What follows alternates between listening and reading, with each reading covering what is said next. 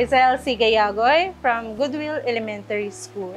Dahil sa pandemic, syempre nagkaroon ng digression talaga kasi yung mga bata nagstay sa bahay ng matagal. Pagbalik ng face-to-face, so medyo struggle. Hindi rin lahat ng mga bata ay may magulang na kayang magturo sa kanila. May mga busy, may mga problem na si bata, pumasok, walang kain. So, hindi rin makapag-concentrate sa klase.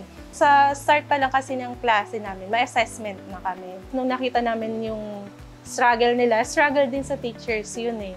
Kasi pati yung lesson namin nagsasuffer. Pag nakita namin na si bata ay medyo na-left behind, sila yung pinapasok namin sa intervention. So, nag-start po ang Zero Illiteracy sa QC program last September. So, isa po ang school namin sa mapalad na naging beneficiaries. So, ang goal namin talaga makapasa silang lahat. Yung mga parents tuwang-tuwa nung nasama yung mga anak nila. And then yung mga estudyante, syempre masaya din na may nakatutok sa kanila na magturo. Ngayon, marunong na sila mag-spelling. So, hindi na sila nahihiyang mag-recite. Nagkaroon din ng confidence yung bata.